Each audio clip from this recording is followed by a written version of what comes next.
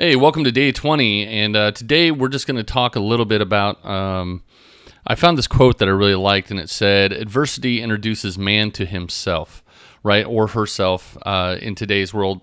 And I guess what I mean by that is we're so afraid sometimes of trying things because we might look stupid. And I think nowadays it's even gotten worse, like this sense of.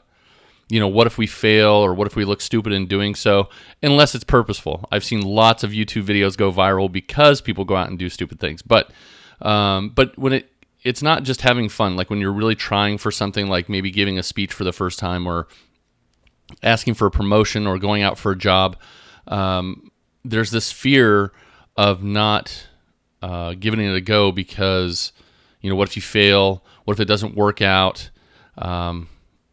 What if you're not enough? All these things, right? And I was talking to a life or not a life coach. She's a career coach. Her name is, I'm going to drop her name. Her name is Jennifer Fonseca, and she has a really cool website that I will figure out how to include in the comments.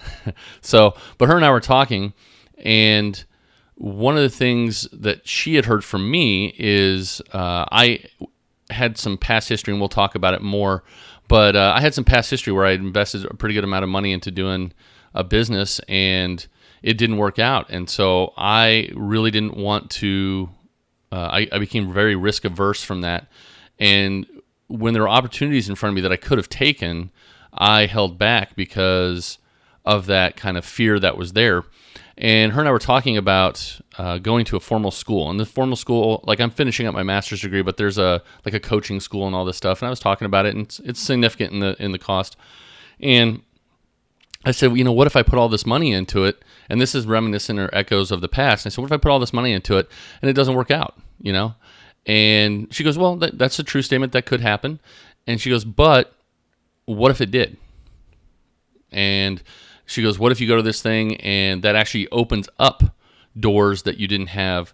And, in a sense, take that leap. Now, I'm not advocating that people just go out and quit their jobs and do all this stuff and, willy-nilly. But at the same time, I think we have to really look in ourselves and try to figure out what's, kind of holding us back. Is it a fear, like a legit fear? Like it's one thing to have a legit fear or to try to sink yourself into debt trying to get somewhere. But it's another thing if you're just creating these, what I like to think of invisible bars of our own making.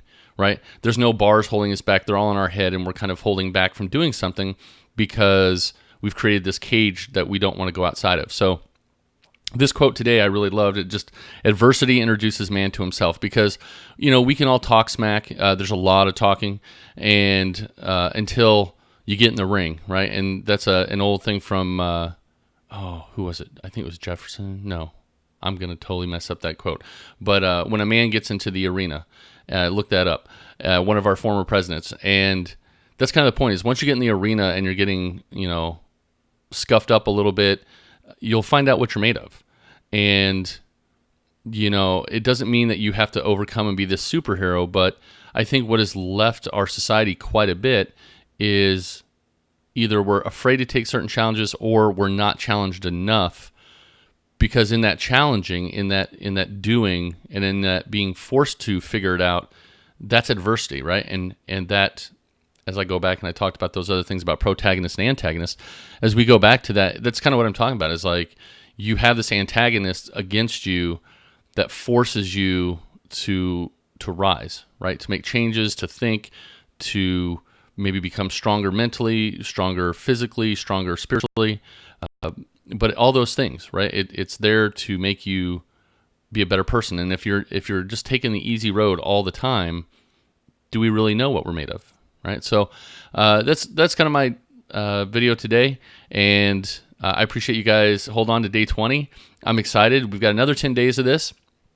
At the end of the 10 days, I've been given a challenge by one of my subscribers that I should try to do 120. I don't know if I'm going to be able to do it daily.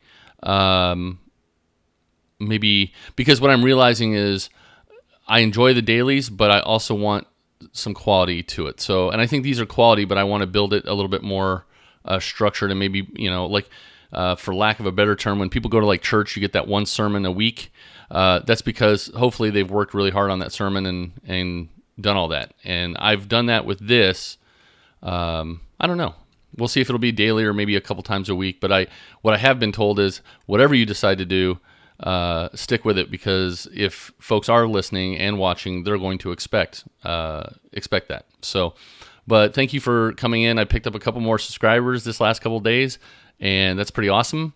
And again, if you like this, do me that extra step, not just subscribe, which I love. It makes me feel great because at least some people are out there and they really like what I have to say. Maybe they're just my friends and they're helping me. I don't know.